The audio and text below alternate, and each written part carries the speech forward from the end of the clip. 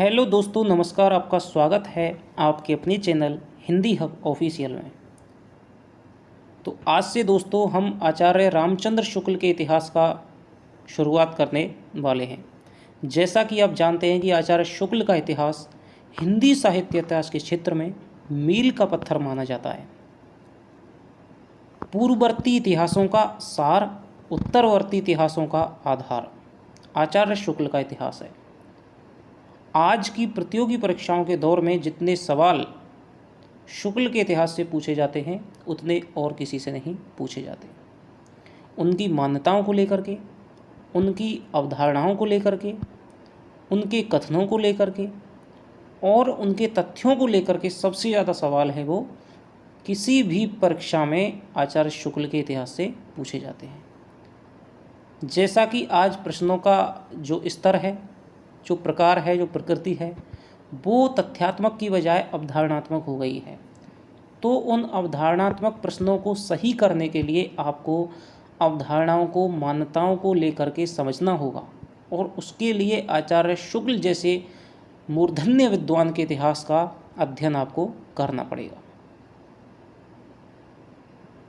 और एक समस्या जो ज़्यादातर साथियों की रहती है कि हमें हिंदी साहित्य को पढ़ना है, वो अच्छा नहीं लगता, याद नहीं होता।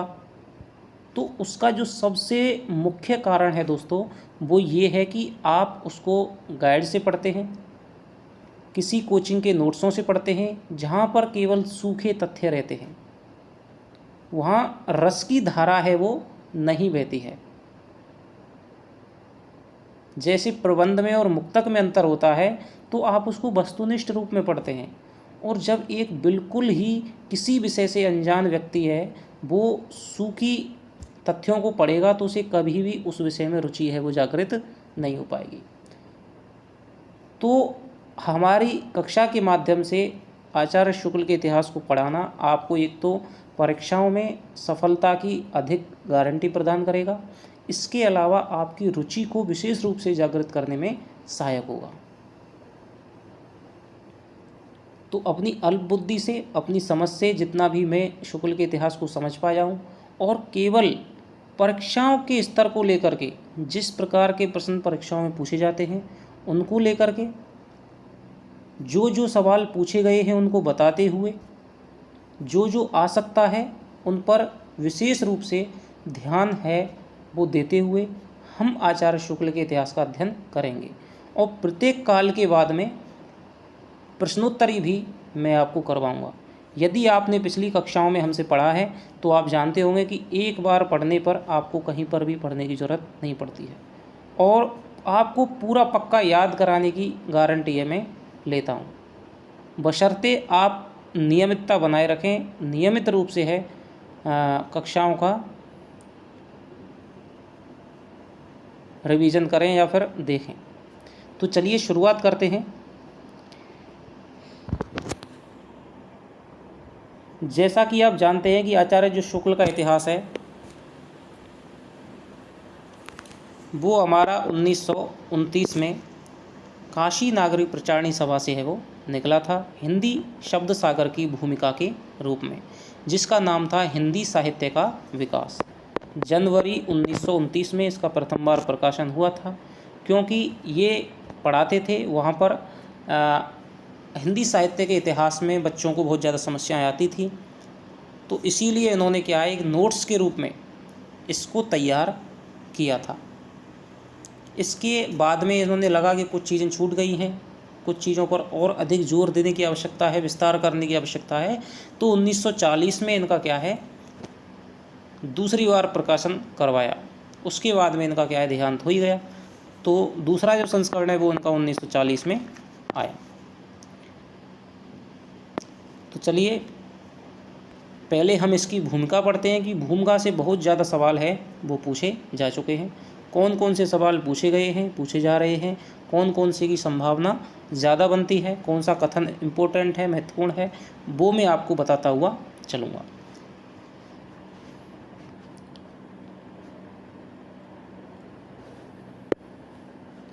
हिंदी के कवियों का एक वृत्त संग्रह, वृत्त कहते हैं दोस्तों कहानी को, वृत्तांत को, तो वृत्त संग्रह शिव सिंह सेंगर ने 1883 ईस्वी में प्रस्तुत किया था।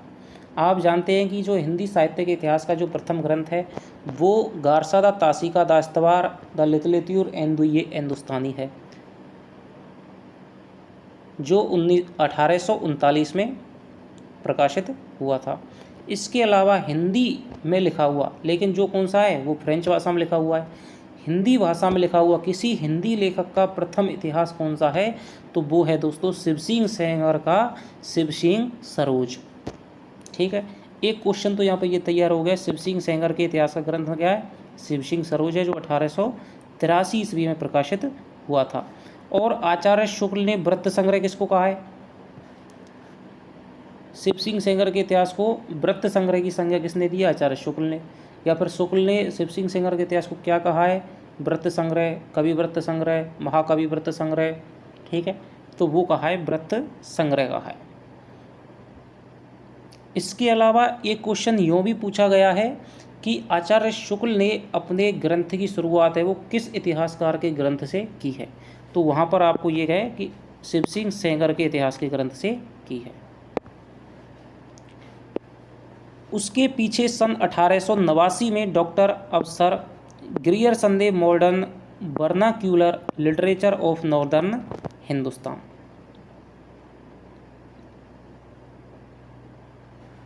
तो 1889 में, कहीं कहीं 1888 मिलता है, तो 88-89 में आपका ग्रियरसन का है वो modern vernacular literature of northern Hindustan है, वो इतिहास है वो प्रकाशित किया गया था। के नाम से वैसा ही एक बड़ा कवि वृत्त संग्रह, तो यहाँ पर तो शुक्ल कह रहे हैं वृत्त संग्रह और यहाँ पर कह रहे हैं कवि वृत्त संग्रह, तो ये भी आपको याद करना है, नोट कर लेना है कि वृत्त संग्रह किसको कहा है? शिव सिंह सरोज को। और कवि वृत्त संग्रह किसको कहा है? Modern vernacular literature of northern Hindustan, यानी कि उत्तर भारत के आधुनिक साहित्य का इतिहास। काशी की नागरी प्रचारणी सभा का ध्यान आरंभ ही में इस बात की ओर गया कि सहस्त्रों हस्तलिखित हिंदी पुस्तकें देश के अनेक भागों में राज पुस्तकालयों में तथा लोगों के घरों में अज्ञात पड़ी हैं। अतः सरकार की आर्थिक सहायता से उसने सन 1900 से पुस्तकों की खोज का काम है वो हाथ में ले लिया। अब यहाँ पर भी एक सवाल बन सकता है कि आचार्य शुक्ल के अनुसार काशी की नागरिक प्रचारणी सभा ने हिंदी हस्तलिखित पुस्तकों की खोज का जो काम है वो कब अपने हाथों में लिया? तो ये हो जाएगा 1900 ईस्वी हो जाएगा। सन 1911 तक की खोज की अपनी 8 रिपोर्टों में सैकड़ों अज्ञात कवियों तथा ज्ञात कवियों के अज्ञात ग्रंथों का पता लगाया। सन 1913 में सारी सामग्री का उपयोग करके मिश्र बंधुओं ने, अब कहाँ किसकी भूमिका बन रही है?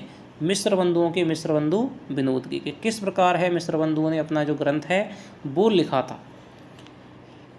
1900 में खोज की रिपोर्ट का काम हाथ में लिया। सन 1911 तक की खोज की अपनी 8 रिपोर्टों में सैकड़ों अज्ञात कवियों तथा ज्ञात कवियों के अज्ञात ग्रंथों का पता लगाया। जो अब तक बहुत सारे ग्रंथ हैं राज पुस्तकालयों में और अनेक घरों में, बड़े बड़े सेठों के यहाँ पर हैं, वो अज्ञात पड़े हुए थे, तो उनको क्या है खोजने का काम है वो काशी नागरिक प्रचारणी सभा ने किया। सन 1913 में इस सारी सामग्री का उपयोग करके मिश्र बंधुओं श्री श्याम बिहारी मिश्र आदि 3 मिश्र बंधु थे, 3 भाई थे, ठीक है, सुखदेव बिहारी मिश्र, श्याम बिहारी मिश्र और गणेश बिहारी मिश्र,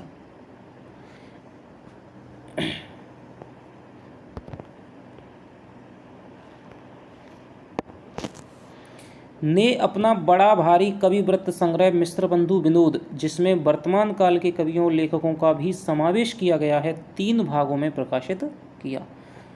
गारसा दा तासी का इतिहास था, ग्रियरसन का इतिहास था और जो आपका शिव सिंह सेंगर का इतिहास था, उसमें वर्तमान काल के आधुनिक काल के कवियों का क्या है उल्लेख नहीं था, पुराने ही कवियों का उल्लेख था। लेकिन अब जो मिश्रबंधु लिख रहे हैं तो उनमें अपने समय तक के आधुनिक काल तक के, जैसे भारतेंदु युग है, ठीक है, द्विवेदी युग कर तक के भी 1913 8-10 तक के भी कुछ कवियों का है वो उल्लेख यहाँ पर मिलता है।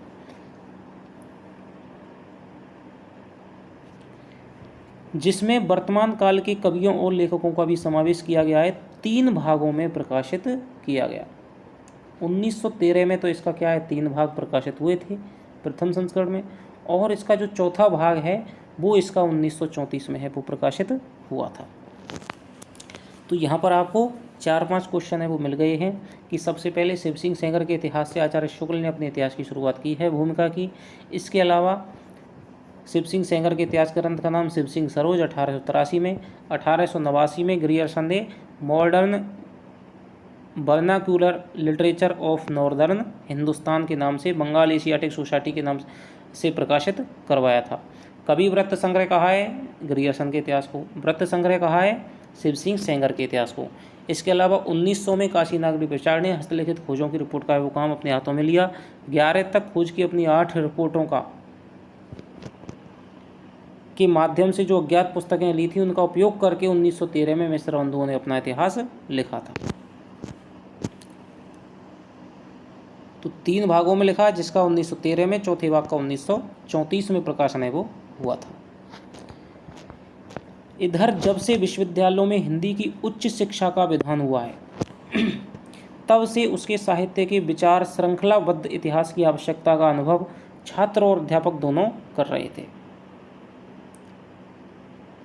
भाई जो शिव सिंह सेंगर का इतिहास था उसमें पुराने कवि थे, ठीक है, जो कि आपके कालानुक्रम है वो वर्णानुक्रम पद्धति पर लिखा हुआ था। ऐसे ही गारसादा तासी का इतिहास था। ग्रियर्सन ने जो इतिहास लिखा था वो कालानुक्रम पद्धति पर लिखा हुआ था। वर्णानुक्रम पद्धति क्या होती है?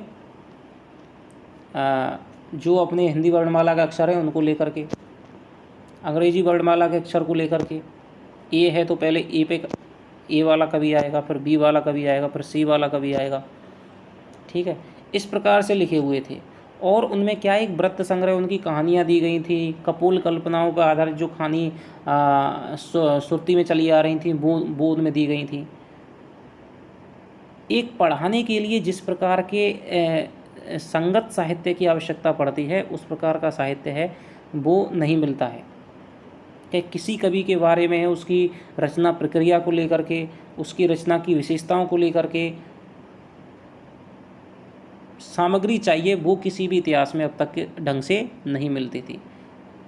केवल उसके जन्म मरण, उसके बारे में क्या क्या मान्यताएं प्रचलित थीं समाज में, वो ही सारी चीज़ें हैं, कपोल कल्पना की बातें हैं वो ज़्यादातर मिलती थी।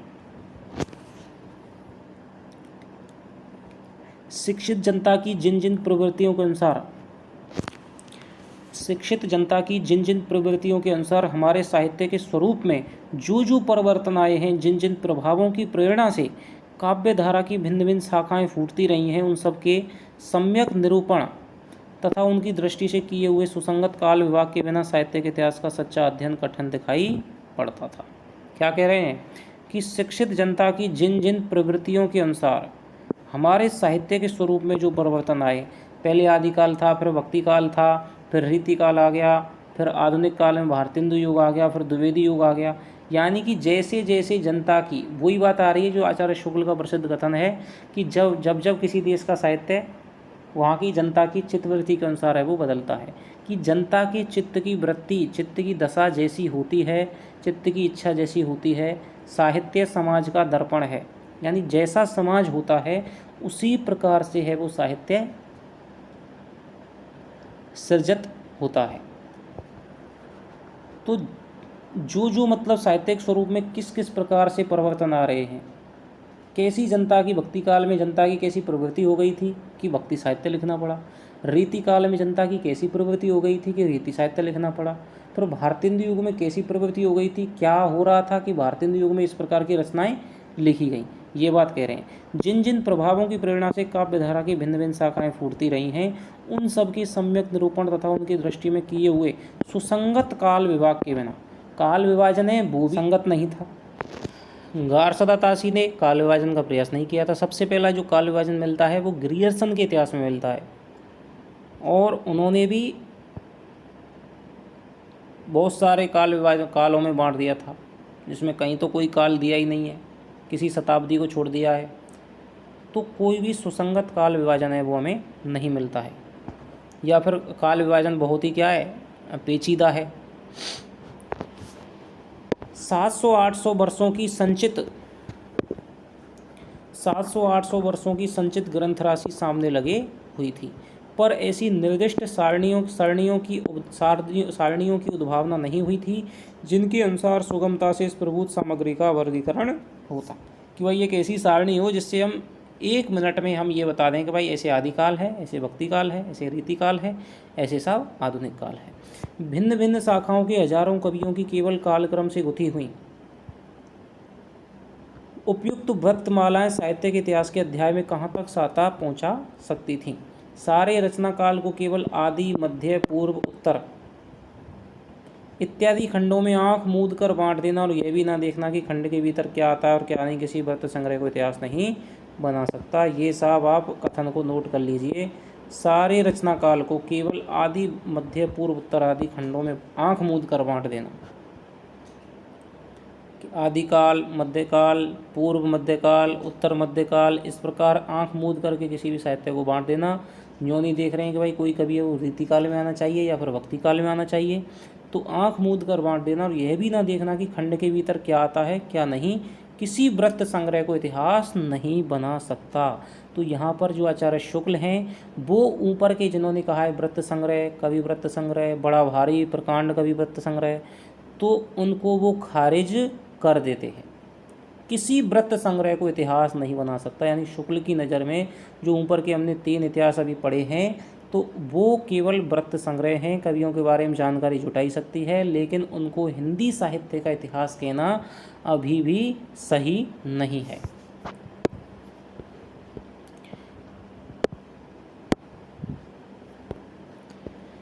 पाँच 6 वर्ष हुए छात्रों के उपयोग के लिए मैंने कुछ संक्षिप्त नोट तैयार किए थे, जिनमें परिस्थिति के अनुसार शिक्षित जनसमूह की बदलती हुई प्रवृत्तियों को लक्ष्य करके हिंदी साहित्य के इतिहास के काल विभाग और रचना की भिन्न भिन्न शाखाओं के निरूपण का एक कच्चा ढांचा खड़ा किया गया था। यानी जब आचार्य शुक्ल पढ़ाते थे तो उस हिसाब से साहित्य समाज का दर्पण है, जिस प्रकार से जनता की प्रवृत्ति बदलती है उसी प्रकार से साहित्य का निर्माण होता है। इस बात को आधार बना करके, इसी बात पर इनका शुक्ल का इतिहास है वो खड़ा हुआ है। तो इस बात को आधार बना करके इन्होंने कुछ नोट्स हैं वो तैयार किए थे, जिससे कि बच्चों को हिंदी साहित्य का इतिहास पढ़ने में सरलता मिल सके। हिंदी शब्द सागर समाप्त हो जाने पर उसकी भूमिका के रूप में भाषा और साहित्य का विकास देना भी स्थिर किया गया। अब यहाँ पर मैंने बताया था कि हिंदी शब्द सागर की भूमिका के रूप में शुक्ल का इतिहास है वो लिखा गया, अतः एक नियत समय के भीतर ये इतिहास लिखकर पूरा करना पड़ा। यानी कि बहुत जल्दबाजी में इतिहास लिखा है, अच्छे ढंग से तो इन्होंने उसका विवेचन नहीं किया, विश्लेषण नहीं किया, ढंग से टाइम नहीं लिया। साहित्य का इतिहास लिखने के लिए जितनी अधिक सामग्री मैं ज़रूरी समझता हूँ उतनी तो इस अवधि के भीतर इकट्ठी ना हो सकी, पर जहाँ तक हो सका आवश्यक उपादान रखकर कार्य पूरा किया गया। यानी कि आचार्य शुक्ल ने जब इतिहास लिखा था तो बहुत सारी पुस्तकें हैं, बहुत सारी जो खोजें हैं वो बाकी थीं, पुस्तकें प्रकाशित थीं, पुस्तकें ग्रंथों में पड़ी हुई थीं। जैसे कि पूरा आपका आदिकाल का जो सिद्ध साहित्य हुआ, या फिर आपका जो जैन साहित्य है वो पूरा राजस्थान के भंडार गृह में पड़ा हुआ था। तो जितनी सामग्री होनी चाहिए थी उतनी आचार्य शुक्ल को नहीं मिली। तो जिन चीज़ों में हम कहते हैं कि आचार्य शुक्ल का यहाँ पर कथन है वो संगत नहीं दिखाई दे रहा है, यहाँ पर इनकी मान्यता है वो सही नहीं है, भक्ति काल के विषय में ये इनका कथन, तो उसका कारण ये आदिकाल का इन्होंने क्या है विवेचन नहीं दिया है, सिद्धों को, नाथों की रचनाओं को इन्होंने स्थान नहीं दिया है। तो उसका कारण यही है सबसे महत्वपूर्ण कि इनको आदिकाल की या सिद्ध वीरगाथा काल की है वो इनको रचनाएं हैं वो पूरी तरह से प्राप्त नहीं थी। शायद प्राप्त होती तो शायद आचार्य शुक्ल है वो आदिकाल को वीरगाथा काल नाम देना शायद नहीं समझते उपयुक्त।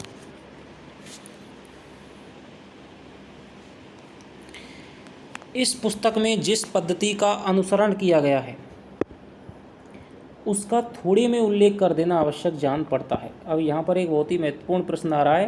पहले काल विभाग को लीजिए। जिस काल विभाग के भीतर किसी विशेष ढंग की रचनाओं की प्रचुरता दिखाई पड़ी है वह एक अलग काल माना गया है और उसका नामकरण उन्हीं रचनाओं के स्वरूप के अनुसार किया गया है।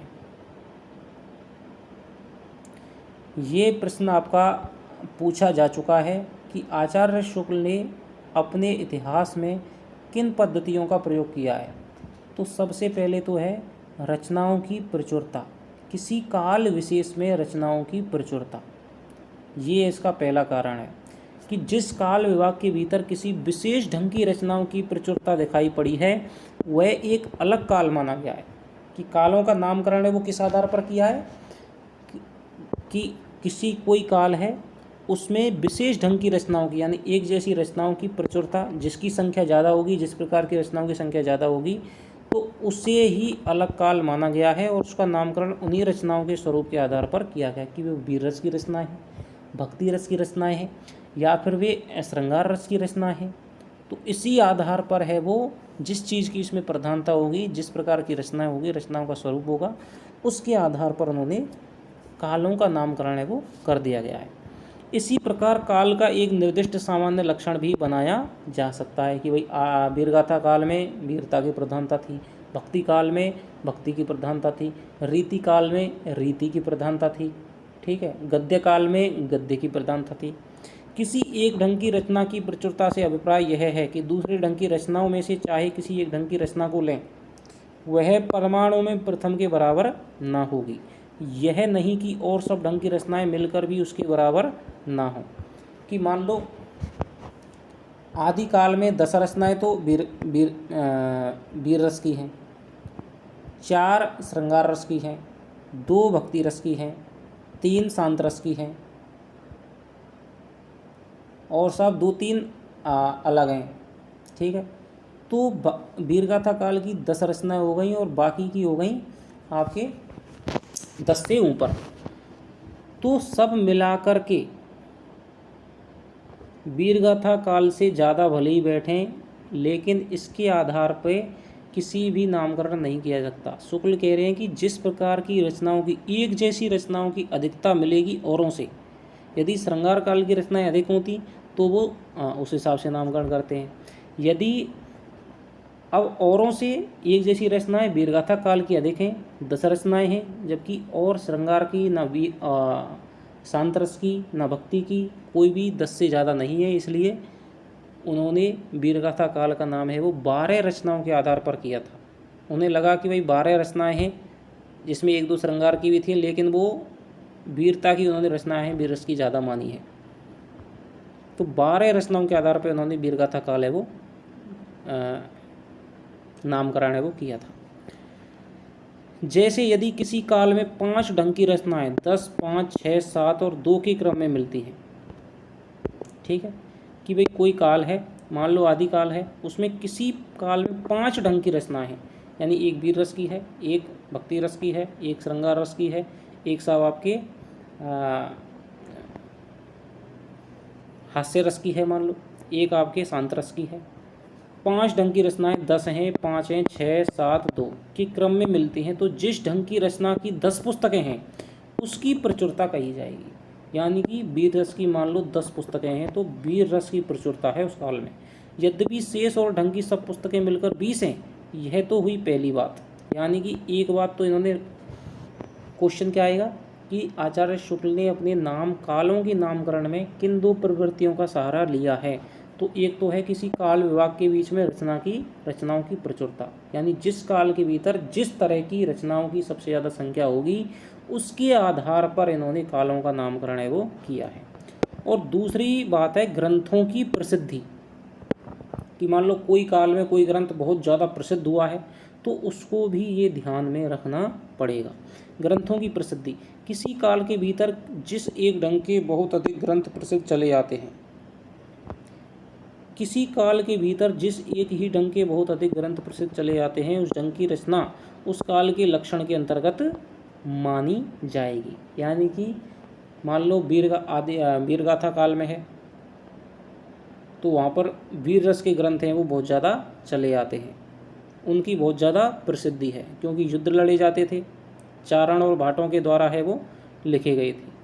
तो उस काल का लक्षण क्या हो जाएगा, ये एक वीरता की प्रधानता, वीर रस के ग्रंथों की अधिकता।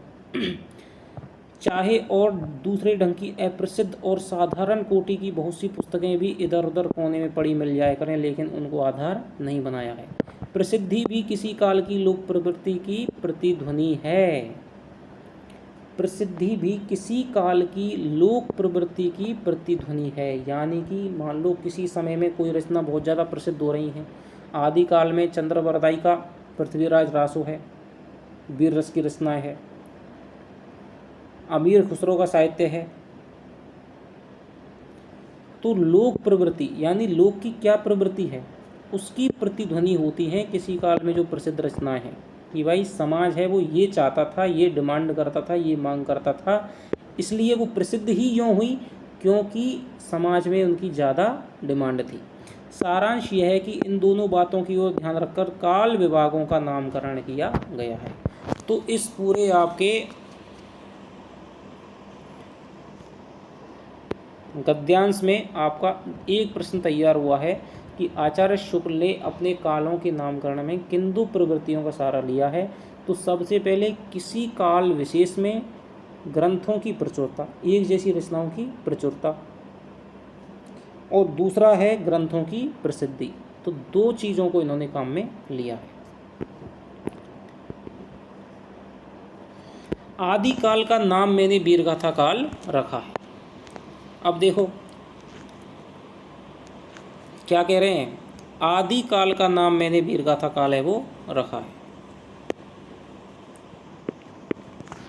अब आदिकाल नाम भी इन्होंने पहले, इनसे पहले था। मिस्र बंधुओं ने आदिकाल नाम का है वो प्रयोग किया है, ठीक है। आदिकाल माने सबसे पहला काल, लेकिन उसको अपने इतिहास में एक अलग काल विभाग के रूप में नामकरण किया है। वो श्रेय जाता है हजारी प्रसाद द्विवेदी जी को। आदिकाल का नाम मैंने वीरगाथा काल है वो रखा है। उक्त काल के भीतर दो प्रकार की रचनाएं मिलती हैं, एक तो अपभ्रंश की और एक देश भाषा की। अपभ्रंश सबसे पहले संस्कृत, वैदिक संस्कृत, लौकिक संस्कृत, प्राकृत, पाली, अपभ्रंश, ठीक है। यानी हिंदी से जो पहली भाषा थी अवहट्ट, अवहट्ट से जो पहली भाषा थी वो थी आपके अपभ्रंश। और देश भाषा यानी कि बोलचाल की, यानी उस समय जो भाषा थी लोगों के बोलचाल की। अपभ्रंश की पुस्तकों में कई तो जैनों के धर्म तत्व निरूपण संबंधी पुस्तकें हैं। यानी अब ये बता रहे हैं कि भाई मैंने उक्त आदिकाल का जो नाम है वो वीरगाथा काल क्यों रखा है, क्योंकि उस काल के भीतर दो प्रकार की रचनाएं मिलती थी। एक तो अपभ्रंश में लिखी हुई थी जो उस प्रकार उस समय के साहित्य को लिखने की एक साहित्यिक भाषा थी, और एक है बोलचाल की भाषा थी, देश भाषा की भाषा थी, जिसमें आम जन है वो बोलता था, या फिर जो लोकगीत वगैरह है, जो लिखित साहित्य नहीं था, छोटे मोटे कवि हैं वो क्या है देश भाषा बोलचाल की भाषा में रचनाएं लिखते थे। अपभ्रंश की पुस्तकों में कई तो जैनों के धर्म तत्व निरूपण संबंधी पुस्तकें हैं। जैनों के ज़्यादातर जो ग्रंथ हैं वो अपभ्रंश भाषा में, अपभ्रंश मिश्रित राजस्थानी भाषा में लिखे हुए हैं, जो साहित्य की कोटि में नहीं आती हैं। धर्म तत्व निरूपण है इसलिए नहीं आती हैं क्योंकि उनमें धर्म तत्व का निरूपण है, और जिनका उल्लेख केवल यह दिखाने के लिए ही किया गया है कि अपभ्रंश भाषा का व्यवहार कब से हो रहा था। यानी कि जैनों के ग्रंथों को किस लिए शामिल किया है, ये दिखाने के लिए भाई अपभ्रंश भाषा है वो कब से व्यवहार हो रहा था, और अपभ्रंश से धीरे धीरे करके हिंदी का विकास है वो कैसे हुआ है। साहित्य की कोटि में आने वाली रचनाओं में कुछ तो भिन्न भिन्न विषयों पर फुटकल दोहे हैं, जिनके अनुसार उस काल की कोई विशेष प्रवृत्ति निर्धारित नहीं की जा सकती। साहित्यिक पुस्तकें केवल 4 हैं। यानी कि अपभ्रंश भाषा में जो भी हैं यानी जैनों की पुस्तकें हैं, इसके अलावा कुछ एक फुटकल दोहे हैं, कुछ छोटी मोटी पुस्तकें हैं जिनके आधार पे हम उनकी जैनों की रचनाओं को तो धर्म तत्व का निरूपण है इसलिए इन्होंने खारिज कर दिया है। तो जो साहित्यिक पुस्तकें हैं जिनको इन्होंने नामकरण में आधार बनाया है तो वो अपभ्रंश भाषा की केवल 4 पुस्तकें हैं। तो ये आपसे यहाँ पर पूछा जा सकता है क्या कि भाई निम्न में से कौन सी अपभ्रंश भाषा की पुस्तक है वो नहीं है। तो सबसे पहले तो आपको विजयपाल रासो, हम्बीर रासो नल्ल सिंह की, हम्बीर रासो शारंगधर की, कीर्तिलता कीर्ति पताका ये आपकी क्या है विद्यापति की, ठीक है।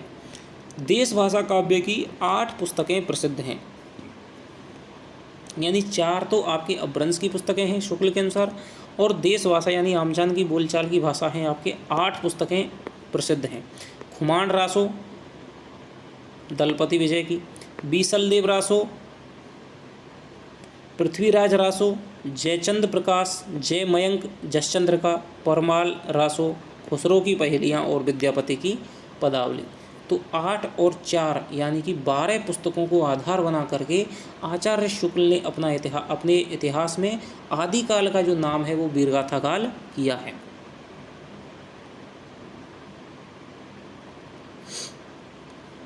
तो यहाँ से आपका एक प्रश्न सीधे सीधे ये बनता है कि कितने रचनाओं को, 12 रचनाओं को। तो 12 रचनाओं को आपको नाम, कौन सी रचना 12 रचनाओं में नहीं है तो ये आ जाएगा। अपभ्रंश भाषा की कौन सी रचना नहीं है ये आ जाएगा। लोक भाषा की, देश भाषा की कौन सी रचना नहीं है ये आ जाएगा। तो ये आपको इस प्रकार यहाँ पर 4 तो अपभ्रंश की और 8 देश भाषा की पुस्तकें आपको याद होनी चाहिए।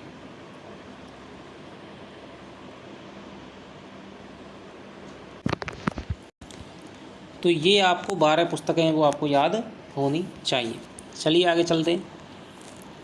इन्हीं 12 पुस्तकों की दृष्टि से आदिकाल का लक्ष्य निरूपण और नामकरण हो सकता है। ठीक है, तो ये उन्होंने अपने इतिहास में बहुत ही स्पष्ट ढंग से कहा है।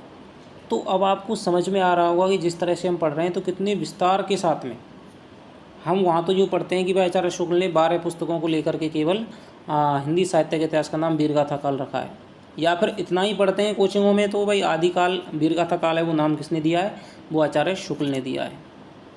लेकिन यहाँ पर आपको हर चीज़ बताई जा रही है, समझाई जा रही है, तो ज़्यादा समझाने की ज़रूरत भी नहीं है यदि आपको समझते हैं तो, कि इन्हीं 12 पुस्तकों की दृष्टि से आदिकाल का लक्षण निरूपण और नामकरण किया गया है। कि लक्षण क्या है आदिकाल का, वीरगाथा काल का, और नामकरण है वो कर दिया गया। इनमें से अंतिम 2 तथा बीसलदेव रासों को छोड़कर शेष सब ग्रंथ वीरगाथात्मक ही हैं। तो इसलिए वीरगाथा की प्रधानता हुई। और आचार्य शुक्ल ने लिखा भी है कि जिस काल में जिन ग्रंथों की अधिक संख्या होगी, अधिक प्रचुरता होगी, उसके आधार पर मैं नामकरण करूँगा साहब। तो इनमें से अंतिम 2 तथा बीसलदेव रासों को छोड़कर अंतिम 2 कौन कौन सी हैं? खुसरो की पहेलियाँ हैं और विद्यापति की पदावली है। विद्यापति की पदावली श्रृंगार रस की रचना है।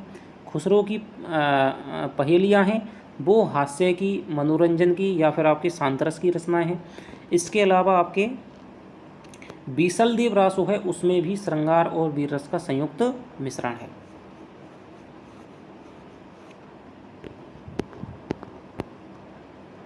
जो कि नरपति नाले की रचना है। इसके अलावा कुमार रासो दलपति विजय, पृथ्वीराज रासो चंद्रवर्ताई, जयचंद प्रकाश, जय मयंक जसचंद्र का मधुकर कवि की, भट्ट केदार की, परमाल रासो जगनिक की, खुसरो की पहेलियाँ, विद्यापति की पदावली। अतः आदिकाल का नाम वीरगाथा काल ही रखा जा सकता है। भाई 12 पुस्तकें हैं जिनमें से 9 पुस्तकों को आचार्य शुक्ल ने वीररस की माना है, अंतिम 3 पुस्तकों को अलग अलग ढंग की माना है। तो इसलिए 9 पुस्तकों यानी कि अधिक संख्या में वीर पुस्तकों की रचना है, इसलिए इन्होंने आदिकाल का नाम है वो वीरगाथा काल रख दिया है, क्योंकि इस समय वीर गाथाओं की प्रधानता थी। जिस सामाजिक या राजनीतिक परिस्थिति की प्रेरणा से वीर गाथाओं की प्रवृत्ति रही है उसका सम्यक निरूपण पुस्तक में कर दिया गया है। यानी कि जैसे ही हम आदिकाल पढ़ेंगे तो उस समय आदिकाल यानी वीरगाथा काल में वीरगाथा पुस्तकों की रचना है वो क्यों हुई थी उसको बताया है इन्होंने आदिकाल के अंतर्गत। उसको हम आगे पढ़ने वाले हैं कि किस लिए वीरगाथाओं की रचना हुई थी, क्या हुआ था, कैसी सामाजिक परिस्थितियाँ रही थी, कैसी राजनीतिक परिस्थितियाँ रही थी, उसके हिसाब से इन्होंने बताया है। मिस्र बंधुओं ने इस आदिकाल के भीतर इतनी पुस्तकों की और नामावली दी है। यानी ये 12 पुस्तकें तो दी हैं लेकिन कुछ पुस्तकें और भी मिस्र बंधुओं ने दी हैं। तो जो सबसे ज़्यादा जो इन्होंने कवियों के विवरण है, परिचयात्मक विवरण है, ये क्वेश्चन आ चुका है कि आचार्य शुक्ल ने कवियों के परिचयात्मक विवरण सबसे ज़्यादा किस ग्रंथ से सहायता ली है, तो वो है आपके मिस्र बंधु विनोद से इन्होंने ली है। और ये कहेंगे भी आगे भूमिका में इस मैंने कवियों के परिचयात्मक विवरण है वो मिस्र बंधु विनोद से लिए हैं। तो मिस्र बंधुओं ने आदिकाल के भीतर इतनी पुस्तकों की और नामावली दी है। भगवत गीता, वृद्ध नवकार, वर्तमाल, संवत्सार, पत्तड़ी, अनन्य योग, जम्बू स्वामी रासा, रेवंतगिरी रासा, नेमिनाथ चौपई, उपदेश माला। ठीक है, तो ये आपके क्या है, मिस्र बंधुओं ने इन ग्रंथों को और बताया है। इसमें से नंबर 1 तो पीछे की रचना है, जैसा कि इसकी भाषा से स्पष्ट है। तो नंबर 1 पे क्या है आपकी भगवत गीता है। ते ही दिन कथा कीन मन लाई, हरि के नाम गीत चित आई, सुमिरो गुरु गोविंद के पाऊँ, अगम अपार है जाकर नाव। तो ये जो भाषा है आपको लग रहा होगा कि भक्ति काल की भाषा है या उसके भी बाद की भाषा है, क्योंकि आदिकाल की भाषा है वो अपभ्रंश मिश्रित है, अवहट्ट भाषा है। ठीक है, जिस समय हिंदी का विकास है वो हो रहा था, पूरी तरह से हिंदी है वो नहीं आई थी, केवल खुसरो की पहेलियों में ही वो हिंदी हमें मिलती है आज की सी। जो वीर रस की पुरानी परिपाटी के अनुसार कहीं वर्णों का द्वित्व देखकर ही प्राकृत भाषा और कहीं चौपाई देखकर ही अवधि या बेसवाड़ी समझते हैं, जो भाव को थॉट और विचार को फीलिंग कहते हैं, वे यदि उद्धृत पदों को संवत 1000 के क्या संवत 500 के भी बताएं तो कोई आश्चर्य की बात नहीं। अब यहाँ पर कहीं ना कहीं इन्होंने किसी साहित्यकार पर व्यंग किया है, यानी आचार्य इन्होंने मिश्र बंधुओं पर ही क्या है व्यंग कर रहे हैं कि भाई इन्होंने आदिकाल में भगवत गीता को रख दिया है, लेकिन इसकी जो भाषा है आदिकाल की सी नहीं है। तो ये जो वीर रस की पुरानी परिपाटी के अनुसार कहीं वर्णों का द्वित्व देखकर ही प्राकृत भाषा, ठीक है, चलन खल्लन मान लो, ठीक है, अविथी है, तो मान लो जहाँ पर वर्णों का द्वित्व यानी दो दो आ जाते हैं, दो दो वर्ण आधे आधे आ जाते हैं, तो वहाँ पर तो वो प्राकृत भाषा कह देते हैं मिश्र बंधु। कहीं चौपाई देखकर ही अवधि या बेसवाड़ी समझते हैं, अवधि या बेसवाड़ी भाषा समझ लेते हैं। जो भाव को थॉट और विचार को फीलिंग कहते हैं, यानी उल्टे कहते हैं। जो भाव को थॉट, और थॉट माने विचार होता है, भाव को थॉट और विचार को फीलिंग कहते हैं, वे यदि उद्धृत पदों को संवत 1000 के क्या संवत 500 के भी बताएं तो कोई आश्चर्य की बात नहीं है। यहाँ पर क्या है वो थोड़ा सा ताना सा मार रहे हैं। पुस्तकों की संवत सूचक पंक्ति का यह गड़बड़ पाठ ही सावधान करने के लिए काफी है, सहस्त्र सो संपूर्ण जाना। तो यहाँ पर आपको कुछ भी इतना महत्वपूर्ण नहीं है। अब रही शेष 9 पुस्तकें, उनमें से 2, 7, 9 और 10 जैन तत्व के निरूपण ग्रंथ हैं। 2 ब्रजनवकार, 7 जम्बू स्वामी रासा, 9 और 10 उपदेशमाला और नेमिनाथ चौपाई। तो 4 जो ग्रंथ हैं उन्होंने क्या है जैन धर्म के धर्म तत्व निरूपण ग्रंथ हैं। नंबर 6 योग की पुस्तक है, ये हो जाएगी आपके अनन्य योग, इसमें नाम आ रहा है अनन्य योग। नंबर 3 और 4 केवल नोटिस मात्र हैं, तो ये आपका क्वेश्चन है। नंबर 3 और 4 केवल नोटिस मात्र हैं, उनमें विषयों का कुछ भी विवरण नहीं है। तो ये प्रश्न आपसे पूछा सकता है कि आचार्य शुक्ल ने अपने इतिहास में किन 2 पुस्तकों को नोटिस मात्र है वो कहा है। तो यहाँ पर 3 और 4 की जो पुस्तकें हैं वर्तमान और संवत्सार, ये आपको अच्छी परीक्षा में जैसे असिस्टेंट प्रोफेसर या नेट की परीक्षा में आपसे पूछा जा सकता है कि आचार्य शुक्ल ने किन 2 पुस्तकों को केवल नोटिस मात्र कहा है। तो वो है वृद्ध नवकार और वर्तमान, ठीक है, वृद्ध नवकार और वर्तमान। इस प्रकार केवल 2 साहित्यिक पुस्तकें बची जो वर्णनात्मक यानी डेस्क्रिप्टिव हैं। एक तो नंद के जोनार का वर्णन है, यानी ये कौन कौन सी पुस्तकें बच गई, एक तो बच गई आपके पत्तली बच गई और एक आपके रेवंतरी रासा बच गई। तो पत्तली में क्या है नंद की ज्योनार का वर्णन है, ठीक है, और दूसरी में गुजरात के रेवत पर्वत का, यानी रेवतगिरी रासा, तो गुजरात के रेवंत पर्वत का वर्णन है, और एक में नंद के जोनार का वर्णन है, यानी बारात का वर्णन है। अतः इन पुस्तकों की नामावली से मेरे निश्चय में किसी प्रकार का अंतर नहीं पड़ सकता, यानी कि मैंने जो आदिकाल का नाम वीरगाथा काल दिया है तो उसमें इन पुस्तकों का कोई भी परिवर्तन नहीं पड़ता है, क्योंकि एक जो पुस्तक है भगवत गीता वो तो क्या है बाद के काल की है। 4 पुस्तकें हैं वो धर्म तत्व निरूपण के ग्रंथ हैं। इसके अलावा 2 जो पुस्तकें हैं वो केवल नोटिस मात्र हैं, उनमें कुछ भी नहीं है। एक योग की पुस्तक है। केवल 2 पुस्तकें ऐसी हैं जो थोड़ी सी वर्णनात्मक हैं, डेस्क्रिप्टिव हैं, तो थोड़ी सी साहित्यिक पुस्तकें कही जा सकती हैं, लेकिन वो इतनी भी महत्वपूर्ण नहीं है कि मेरे निर्णय में जो मैंने लिया है कि भाई मैं वीरगाथा काल नाम रखूँगा इसमें कोई प्रभाव डाल सकें। यदि ये भिन्न भिन्न प्रकार की 9 पुस्तकें साहित्यिक भी होती, क्या कह रहे हैं, यदि ये भिन्न भिन्न प्रकार की 9 पुस्तकें साहित्यिक भी होती तो भी मेरे नामकरण में कोई बाधा नहीं डाल सकती थी, क्योंकि मैंने तो 9 प्रसिद्ध वीर गाथात्मक पुस्तकों का ही उल्लेख किया है। यानी कि 9 जो प्रसिद्ध थी वीरगाथात्मक पुस्तकें, उनके आधार पर इन्होंने उल्लेख करके इन्होंने वीरगाथा काल रखा है। एक ही काल और एक ही कोटि की रचना के भीतर, एक ही काल और एक ही कोटि की रचना के भीतर जहाँ भिन्न भिन्न प्रकार की परंपराएं चली हुई पाई जाती हैं, वहाँ अलग अलग शाखाएं करके सामग्री का विभाग किया गया है। जैसे साहब भक्ति काल है, ठीक है। अब एक ही प्रकार की रचना है, यहाँ पर भक्ति की रचना है, लेकिन भिन्न भिन्न प्रकार की परंपराएं, कहीं पर चल रहा है साहब सगुण, कहीं पर चल रहा है निर्गुण, कहीं पर चल रहा है आपके राम भक्ति, राम की रचना चल रही है, कहीं पर कृष्ण भक्ति। तो वहाँ पर क्या है, अलग अलग शाखाएं कर दी हैं, कृष्ण भक्ति शाखा, राम भक्ति शाखा, ज्ञान मार्गी शाखा और प्रेम मार्गी शाखा, शाखाएं करके सामग्री का विभाजन किया गया। लेकिन एक उनकी जो प्रधान प्रवृत्ति है वो है भक्ति की। जैसे भक्ति काल के भीतर पहले तो 2 काव्य धाराएं, निर्गुण धारा और सगुण धारा की निर्दिष्ट की गई हैं। फिर प्रत्येक धारा की 2-2 शाखाएं स्पष्ट रूप से लक्षित हुई हैं। निर्गुण धारा की ज्ञानाश्रयी शाखा और प्रेमाश्रयी सूफी शाखा तथा सगुण धारा की राम भक्ति शाखा और कृष्ण भक्ति शाखा। इन धाराओं और शाखाओं की प्रतिष्ठा यूं ही मनमाने ढंग पर नहीं की गई है, उनकी एक दूसरे से अलग करने वाली विशेषताएं भी अच्छी तरह से दिखाई गई हैं, जो देखते ही ध्यान में भी आ जाएंगी। यानी कि पहले भक्ति काल को इन्होंने 2 भागों में बांटा है। एक तो सगुण, जहाँ पर आपके भगवान के रूप का, गुण, आकार आदि का वर्णन होता है। एक जहाँ पर निर्गुण। सगुण को इन्होंने 2 भागों में बांटा है। एक तो राम की, भाई सगुण के, विष्णु भगवान के सगुण अवतारों में 2 का ही मुख्य रूप से यहाँ पर पूजन विधान किया जाता है, राम का और कृष्ण का। तो राम का जिस साहित्य में वर्णन मिलता है उसको राम भक्ति शाखा कह दिया है, कृष्ण का जिस साहित्य में वर्णन मिलता है उसको कृष्ण भक्ति शाखा कह दिया है। और निर्गुण को इन्होंने 2 भागों में बांटा है, जहाँ पर भगवान के निर्गुण रूप का वर्णन मिलता है। तो वहाँ पर क्या है, ज्ञानमार्गी शाखा हो गई, जो ज्ञानमार्गी यानी संत कवि हैं, कबीर, दादू, रैदास हैं। इसके अलावा प्रेम मार्गी, जो कि आपके मुसलमान कवि हैं, सूफ़ी कवि हैं, मलिक मोहम्मद जैसी वगैरह। तो इस प्रकार से उन्होंने क्या है, विभिन्न शाखाओं में वर्णन कर दिया गया है। हालांकि ये सब बातें आप जानते होंगे, लेकिन जो नहीं जानते हैं, जो एक अनजान व्यक्ति है, बिल्कुल से हिंदी साहित्य का इतिहास पढ़ रहा है, तो उसको थोड़ा सा समझाने के लिए मैं बोलता चलूँगा।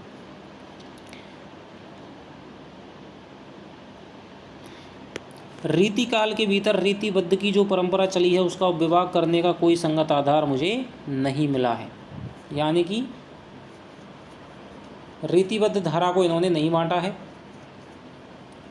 रीति काल के भीतर रीतिबद्ध की जो परंपरा मिली है, रीति काल को कितने भागों में बांटा गया है साहब, रीतिबद्ध, रीति सिद्ध, रीति मुक्त। तो ये विभाजन विश्वनाथ प्रसाद मिश्र ने किया है। रीति काल के भीतर रीतिबद्ध की जो परंपरा चली है, उसका उपविभाग करने का कोई संगत आधार मुझे नहीं मिला है।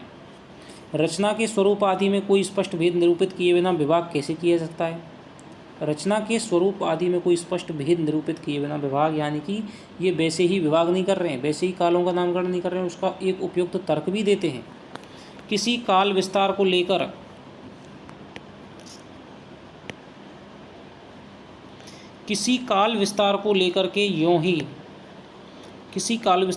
यूं ही पूर्व और उत्तर नाम देकर के 2 हिस्से कर डालना ऐतिहासिक विभाग नहीं कहलाया करता। यहाँ पर भी ये मिश्र बंधु पर क्या है, तंज कस रहे हैं कि इन्होंने क्या है, पूर्व मध्यकाल, उत्तर मध्यकाल, ठीक है, पूर्व अलंकृत काल, उत्तर अलंकृत काल।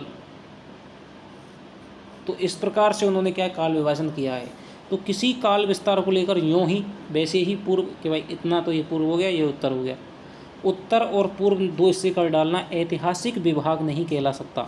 जब तक पूर्व और उत्तर के अलग अलग लक्षण ना बताए जाएंगे कि भाई पूर्व में ये चीज़ों की प्रधानता थी, इसके बाद में उत्तर में ये चीज़ों की प्रधानता थी, इसलिए इसके 2 भाग किए गए हैं, तब तक इस प्रकार के विभाग का कोई अर्थ नहीं होगा। इसी प्रकार थोड़े थोड़े अंतर पर होने वाले कुछ प्रसिद्ध कवियों के नाम पर अनेक काल बांध चलने से पहले यह दिखाना आवश्यक है कि प्रत्येक काल प्रवर्तक कवि का यह प्रभाव उसके काल में होने वाले सब कवियों में सामान्य रूप से पाया जाता है या नहीं।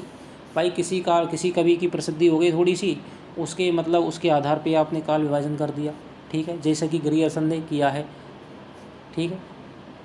तो ये भी सही नहीं है। भाई कोई जैसे बड़ा कवि तुलसीदास है, जायसी है, तो इनके आधार पे कबीर है, तो इनके आधार पे यदि किया भी जाए तो चलो मान भी ले सकते हैं, लेकिन हर कवि के आधार पे नहीं किया जा सकता। विभाग का कोई पुष्ट आधार होना चाहिए, कोई तर्क होना चाहिए। रीतिबद्ध ग्रंथों की बहुत गहरी छानबीन और सूक्ष्म पर्यालोचना करने पर आगे चलकर शायद विभाग का कोई आधार मिल जाए, पर मुझे अभी तक नहीं मिला है। क्या कह रहे हैं ये? तो यहाँ पर इन्होंने क्या है, उस पुस्तकों की असमर्थता बताइए कि भाई मेरे पास में इतनी अभी साधन नहीं है, खोज नहीं हुई है, मेरे पास सामग्री नहीं है कि रीतिबद्ध ग्रंथों की बहुत गहरी छानबीन और सूक्ष्म पर्यालोचना करने पर आगे चलकर शायद विभाग का कोई आधार मिल जाए, लेकिन मुझे नहीं मिला है, इसलिए मैंने रीतिबद्ध का कोई भी विभाजन नहीं किया है।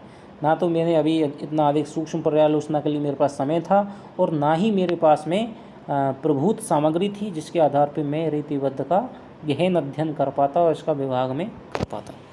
तो ये बात शुक्ल जी कह रहे हैं। रीतिकाल के संबंध में दो बातें और कहनी है।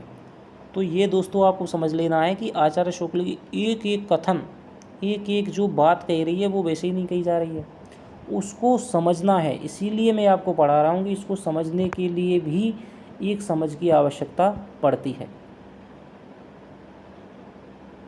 एक एक पंक्ति में से कहाँ से किस प्रकार क्वेश्चन आपको लग रहा होगा कि एक एक पंक्ति को समझा जा रहा है, तो ये आपको इसी प्रकार से आचार्य शुक्ल के इतिहास का अध्ययन कर सकते हैं। नहीं वरना आप 10 बार पढ़ लेना, फिर भी आपको ये नहीं पता चलेगा कि प्रश्न है वो कहाँ से आ गया और यहाँ से हमने ध्यान ही नहीं दिया था।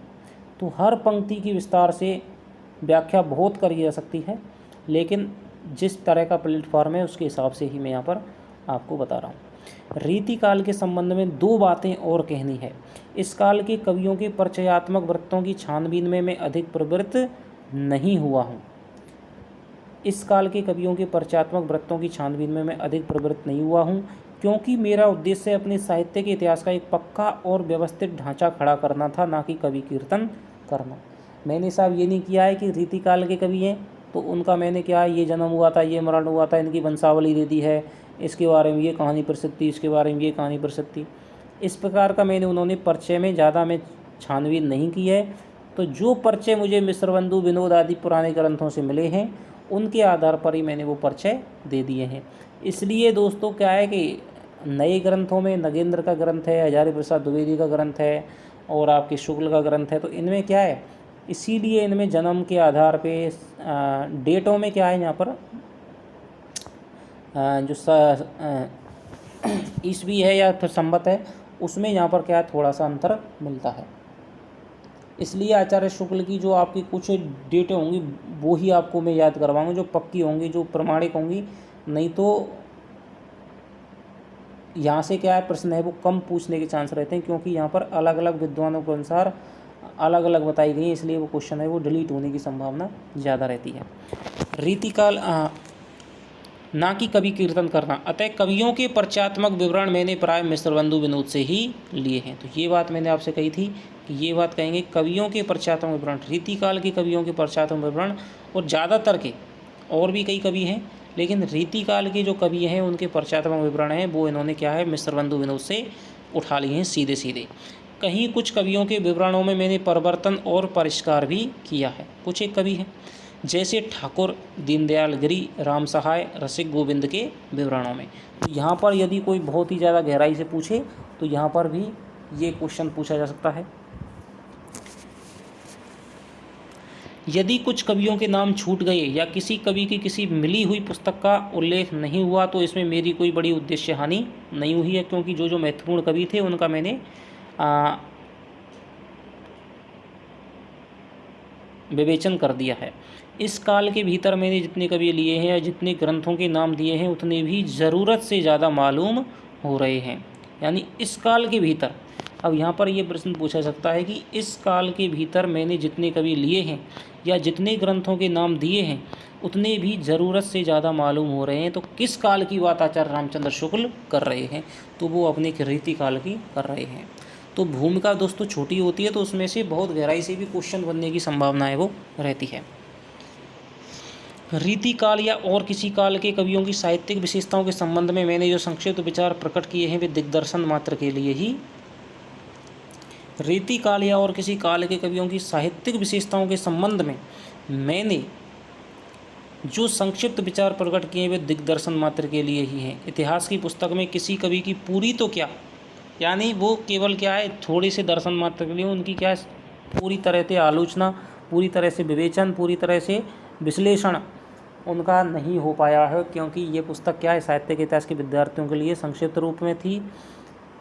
तो जैसे जिन कवियों का ये अधिक विवरण नहीं दे पाए तो उन पर इन्होंने अलग, जैसे जायसी है, तुलसी है, उनका इन्होंने अलग से फिर पुस्तक लिख करके, इन्होंने सूरदास है, अलग से पुस्तक लिख करके उन पर क्या इन्होंने विवेचन किया है उनकी विशेषताओं का। इतिहास की पुस्तक में किसी कवि की पूरी तो क्या अधूरी आलोचना भी नहीं आ सकती। किसी कवि की आलोचना लिखनी होगी तो स्वतंत्र प्रबंध या पुस्तक के रूप में लिखूंगा, जैसा कि तुलसी, जायसी, सूर पे इन्होंने लिखा है। बहुत प्रसिद्ध कवियों के संबंध में थोड़ा विस्तार से लिखना पड़ा है, पर वह केवल विशेष प्रवृत्तियों का ही निर्धारण किया गया है, पूरी प्रवृत्तियाँ उनकी नहीं आ पाई हैं। यह अवश्य है कि उनमें से कुछ प्रवृत्तियों को मैंने रसोपयोगी और कुछ को रसवादक कहा है कि भाई जैसे जैसे केशव है तो केशव की अच्छी बातों का भी बता दिया गया है, ठीक है, और कुछ उन्होंने बुराइयों को भी बता दिया है। ऐसी तुलसी की क्या है अच्छी अच्छी विशेषताएं क्या हैं, और उनके क्या है दो चार उन्होंने एक आध दो अवगुण भी इन्होंने क्या है ध्यान में जो आए हैं वो इन्होंने बताए हैं। अब ये बहुत ही महत्वपूर्ण, बहुत ज़्यादा महत्वपूर्ण आपका कथन है। आधुनिक काल में गद्य का आविर्भाव सबसे प्रधान साहित्यिक घटना है। ये बहुत बार पूछा जा चुका है, तो आपको इसको रट लेना है, किसी भी परीक्षा के लिए हो। आधुनिक काल में गद्य का आविर्भाव सबसे प्रधान साहित्यिक घटना है। तो आधुनिक काल में गद्य के आविर्भाव को सबसे प्रधान साहित्यिक घटना किसने माना है, या ये कथन किसका है, तो ये आचार्य रामचंद्र शुक्ल का। इसलिए उसके प्रसार का वर्णन विशेष विस्तार के साथ करना पड़ा है, इसलिए इन्होंने उसको गद्यकाल कहा है। मेरा विचार इस थोड़े से काल के बीच हमारे साहित्य के भीतर जितनी अनेक रूपता का विकास हुआ है उनको आरंभ तक लाकर उसमें आगे की प्रवृत्तियों का सामान्य और संक्षिप्त उल्लेख करके ही छोड़ देने का विचार था। मेरे विचार इस थोड़े से काल के बीच हमारे साहित्य के भीतर जितनी अनेक रूपता का विचार हुआ उसको आरंभ तक लाकर उसमें आगे की प्रवृत्तियों का सामान्य और संक्षिप्त उल्लेख करके ही छोड़ देने का विचार था, क्योंकि वर्तमान लेखकों और कवियों के संबंध में कुछ भी लिखना अपने सिर्फ एक भला मोल लेना ही समझ पड़ता था। भाई आप हिंदी साहित्य का इतिहास लिख रहे हैं, अब किसी कवि के बारे में आपने अच्छा लिख दिया, किसी कवि के बारे में आपने बुरा लिख दिया, उसकी बुराई लिख दी, उसके गुण दिखा दिए, तो फिर वो कवि क्या है नाराज़ हो जाएगा, दुश्मनी बन जाएगी। तो इसीलिए शुक्ल नहीं चाहते थे, लेकिन फिर भी इन्होंने क्या है दूसरे इतिहास में कुछ थोड़ा सा विस्तार किया है, पर जी ना माना। वर्तमान सहयोगियों की तथा उनकी अमूल्य कृतियों का उल्लेख भी थोड़े बहुत विवेचन के साथ डरते डरते किया है, ठीक है। इसलिए आधुनिक काल के लिए ज़्यादा संगत नहीं माना जाता है, डॉक्टर नगेंद्र का इतिहास है वो ही माना जाता है, क्योंकि पुराने कवियों का जिनका मरण हो गया है, जो चले गए हैं, उनका तो इन्होंने क्या है निर्भीक विवेचन किया है, ठीक है। लेकिन आधुनिक काल में कोई किसी से दोस्ती है तो उससे ये बिगाड़ नहीं सकते, तो उसका उसी हिसाब से इन्होंने नहीं विवेचन किया है डरते डरते, यानी कि उसमें सही तरह से इनकी जो निष्पक्षता है वो नहीं आ पाई है। वर्तमान काल के अनेक प्रतिभा संपन्न और प्रभावशाली लेखकों और कवियों के नाम जल्दी से या भूल से छूट गए होंगे। अब मान लो वर्तमान काल में बहुत सारे कवि हम उनको छोड़ दें तो भी दिक्कत। इसके लिए तथा उनसे भी अधिक उनकी कृतियों विशेष रूप से परिचित महानुभावों से मैं क्षमा प्रार्थना करता हूँ। जैसा पहले कहा जा चुका है, यह पुस्तक जल्दी में तैयार करनी पड़ी है, इससे इसका रूप जो मैं रखना चाहता था वह भी इसे पूरा नहीं प्राप्त हो सका है। कवियों और लेखकों के नामोल्लेख के संबंध में एक बात का निवेदन और है, इस पुस्तक का उद्देश्य संग्रह नहीं था, इससे आधुनिक काल के अंतर्गत सामान्य लक्षणों और प्रवृत्तियों का वर्णन की ओर अधिक ध्यान दिया गया है, यानी कि उनमें परिचय नहीं भी दिए, कभी परिचय भी नहीं दिया है। कवियों और लेखकों के नामोल्लेख के संबंध में एक बात का निवेदन और है, इस पुस्तक का उद्देश्य संग्रह नहीं था कि भाई संग्रह कर दो, बहुत सारे कवियों का नाम इसमें समेट दो। इससे आधुनिक काल के अंतर्गत सामान्य लक्षणों कि आधुनिक काल के अंतर्गत किसी भी विभाग के क्या क्या लक्षण हैं, प्रवृत्तियों के वर्णन की ओर अधिक ध्यान दिया गया है। अगले संस्करण में इस काल का प्रसार कुछ और अधिक हो सकता है। तो दूसरे संस्करण में 1940 में उन्होंने इस काल को अधिक विस्तार के साथ में लिखा था। कहने की आवश्यकता नहीं कि हिंदी साहित्य का इतिहास हिंदी शब्द सागर की भूमिका के रूप में हिंदी साहित्य का विकास के नाम से सन 1929 में जनवरी महीने में निकल चुका था।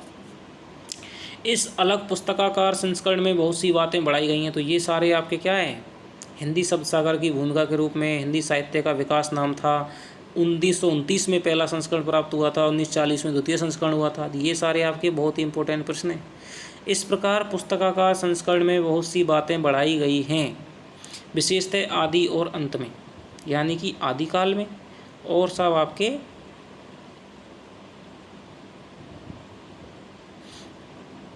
आधुनिक काल में। आदिकाल के भीतर अपभ्रंश की रचनाएं भी ले ली गई, यानी कि पहले संस्करण में क्या है, इन्होंने बिल्कुल भी अपभ्रंश की रचनाओं का बिल्कुल भी इन्होंने क्या विवेचन नहीं किया था, नाथों की रचनाओं का विवेचन नहीं किया था। अपभ्रंश की रचनाएं भी ले ली गई क्योंकि वे सदा से भाषा काव्य के अंतर्गत ही मानी जाती रही हैं।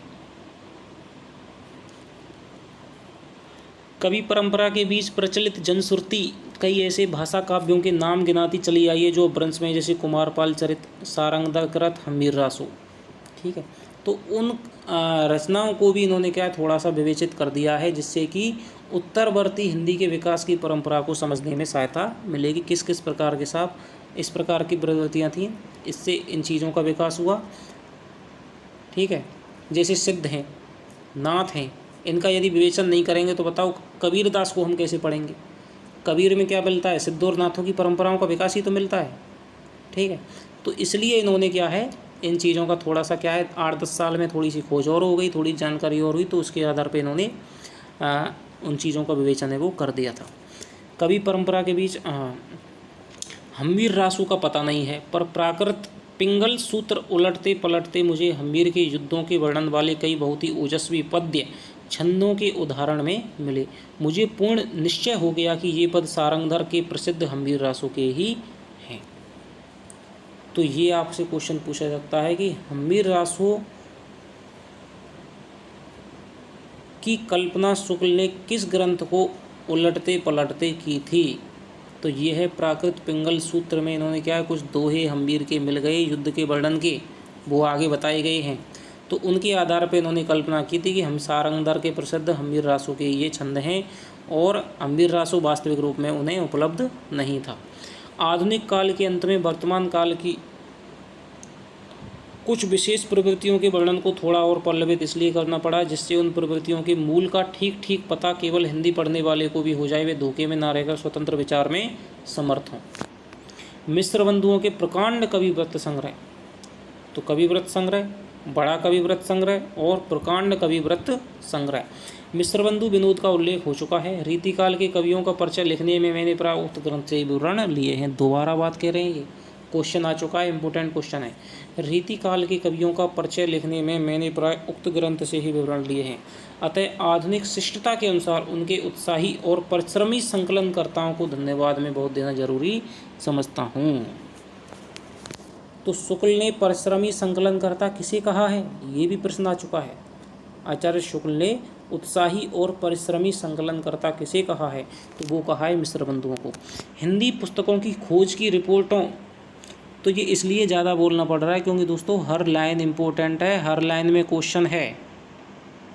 ठीक है, हिंदी पुस्तकों की खोज की रिपोर्ट भी मुझे समय समय पर विशेषतः संदेह के स्थल आने पर उलटनी पड़ी है। राय साहब बाबू श्याम सुंदर दास BA की हिंदी कोविद रत्नमाला। अब यहाँ पर ये उन ग्रंथों को बता रहे हैं जिनका इन्होंने उपयोग किया है हिंदी साहित्य का इतिहास लिखने में। राय साहब यानी बाबू श्याम सुंदर दास BA की हिंदी कोविद रत्नमाला, इनका साहित्य इतिहास का ग्रंथ है। श्रीयुत पंडित राम नरेश त्रिपाठी की कविता कौमुदी, श्री वियोगी हरि जी के ब्रजमाधुरी सार से भी मुझे बहुत कुछ सामग्री मिली है। अतः उक्त तीनों महानुभावों के प्रति मैं अपनी कृतज्ञता प्रकट करता हूँ। तो इस प्रकार का आपसे प्रश्न भी पूछा सकता है कि निम्न में से किस रचना का सारा आचार्य रामचंद्र शुक्ल ने अपने साहित्य इतिहास लिखने के लिए नहीं किया है। 3-4 इनके नाम दे दे, कोई बाद का ग्रंथ दे दे तो उसका नहीं किया है। ब्रजमाधुरी सार, ठीक है। कृतज्ञता प्रकट करता हूँ, आधुनिक काल के प्रारंभिक प्रकरण लिखते समय जिस कठिनता का सामना करना पड़ा उसमें मेरे पुराने मित्र पंडित केदारनाथ पाठक की काम आए, पर आज तक मैंने उन्हें किसी बात के लिए धन्यवाद किया और ना देने की हिम्मत कर सकता हूँ। धन्यवाद को भी आजकल की एक बदमाशी समझते हैं। तो ये भी किसके लिए कहा है, तो ये क्वेश्चन आप कर सकते हैं।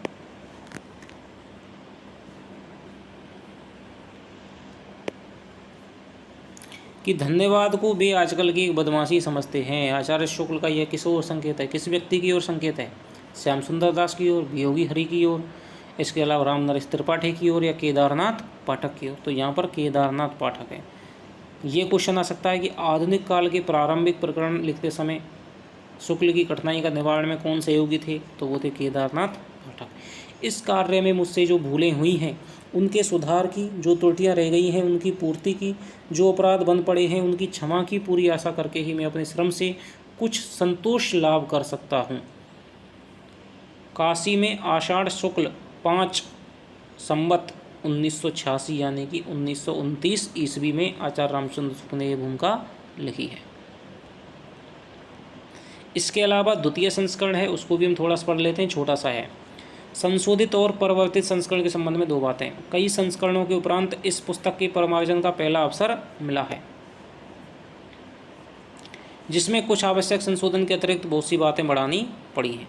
आदिकाल के भीतर वज्रयानी सिद्धों और नाथपंथी योगियों की परंपराओं का बहुत कुछ विस्तार के साथ वर्णन यह दिखाने के लिए करना पड़ा है कि कबीर द्वारा प्रवर्तित निर्गुण संतमत के प्रचार के लिए किस प्रकार उन्होंने पहले से रास्ता तैयार कर दिया था। भाई, नाथ और सिद्धों की रचनाओं का उल्लेख नहीं करेंगे, उनकी परंपरा का, उनकी साधना का उल्लेख नहीं करेंगे, तो ये पता ही नहीं चलेगा कि कबीर में जो अद्वैतवाद आया है या फिर जो आपके उनकी उलटवासियाँ आई हैं, उनकी साधना की जो पद्धति आई है, उनकी भाषा आई है, उनकी जो शब्दावली आई है, वो कहाँ से आई है? ठीक है, तो वो यहीं से आई है, पहले से रास्ता तैयार कर दिया था। दूसरा उद्देश्य यह स्पष्ट करने का भी रहा कि सिद्धों और योगियों की रचनाएं साहित्य कोटि में नहीं आती और योग धारा काव्य साहित्य की कोई नई धारा नहीं मानी जा सकती। तो ये भी क्या है, आचार्य शुक्ल का इतिहास है, ये क्वेश्चन आ चुका है कि सिद्धों और योगियों की रचनाएं साहित्य की कोटि में नहीं आती और योग धारा काव्य या साहित्य की कोई नई धारा नहीं मानी जा सकती। भक्ति काल के अंतर्गत स्वामी रामानंद और नामदेव पर विशेष रूप से विचार किया गया है, क्योंकि उनके संबंध में अनेक प्रकार की बातें प्रचलित हैं। रीति काल के सामान्य परिचय में हिंदी के अलंकार ग्रंथों की परंपरा के उद्गम और विकास को कुछ अधिक विस्तार के साथ में दिखाया गया है। घनानंद आदि कुछ मुख्य कवियों का आलोचनात्मक परिचय भी विशेष रूप से मिलेगा। आधुनिक काल के भीतर खड़ी बोली के गद्य का इतिहास, कि खड़ी बोली के गद्य का विकास है, वो मतलब आपके फोर्ट विलियम कॉलेज, 4 महानुभाव लेखक, तो उनके हिसाब से इधर जो कुछ सामग्री मिली है उसकी दृष्टि से एक नए रूप में सामने लाया गया है। हिंदी के मार्ग में जो विलक्षण बाधाएं पड़ी हैं उसमें भी कुछ सविस्तार उल्लेख है कि भाई कचहरियों में उर्दू की प्रधानता हो गई, कब हिंदी को प्रवेश मिला, कैसे कैसे आंदोलन हुए, अयोध्या प्रसाद खत्री ने आंदोलन चलाया, उस प्रकार से। पिछले संस्करणों में वर्तमान अर्थात आजकल चलते हुए साहित्य की मुख्य प्रवृत्तियों का संकेत मात्र करके छोड़ दिया गया था। पिछले संस्करणों में वर्तमान अर्थात आजकल चलते हुए साहित्य की मुख्य प्रवृत्तियों का संकेत मात्र करके, मान लो छायावाद है तो उसकी क्या है प्रवृत्ति थोड़ी सी बता दी, ठीक है, द्विवेदी हो गया उसकी थोड़ी सी प्रवृत्ति, कवियों का उल्लेख नहीं था। या इस संस्करण के समसामयिक साहित्य का अब तक आलोचनात्मक विवरण है वो दे दिया गया है। उनकी कवियों, भाई 1929 तक छायावाद का विकास है वो कितना हुआ था, 2-4 अच्छी रचनाएं आई थी, प्रसाद का झरना आया था और आंसू वगैरह आया था, ठीक है, जो कामायनी वगैरह वो तो बाद में ही आई थी, जिससे कि छायावाद का क्या है श्रेष्ठतम कृति कहा जाता है, जिसके आधार पर छायावाद की विशेषताएं निर्धारित की जाएंगी। पंत का पल्लव है वो भी 1928 में आया था, तो इसलिए विस्तार के साथ में वर्णन नहीं था, थोड़ी सी उन्होंने क्या विशेषता दी कि भाई छायावाद की कोई धारा है। पिछले संस्करण वर्तमान आजकल चलते हुए इस संस्करण में समसामयिक साहित्य का अब तक का आलोचनात्मक विवरण दे दिया गया है, जिससे आज तक के साहित्य की गतिविधि का पूरा परिचय आपको प्राप्त हो जाएगा। आशा है कि संशोधित और परिवर्धित रूप में यह इतिहास विशेष रूप से उपयोगी सिद्ध होगा। रामचंद्र शुक्ल, अक्षय तृतीया, संवत 1997 यानी 1940 को इन्होंने क्या भूमिका लिखी है। अब विषय सूची को हम कल पढ़ेंगे दोस्तों, 1 घंटे की वो क्लास है वो हमारी तैयार हो चुकी है। तो दोस्तों नमस्कार, चलिए मिलते हैं आपसे अगली क्लास में।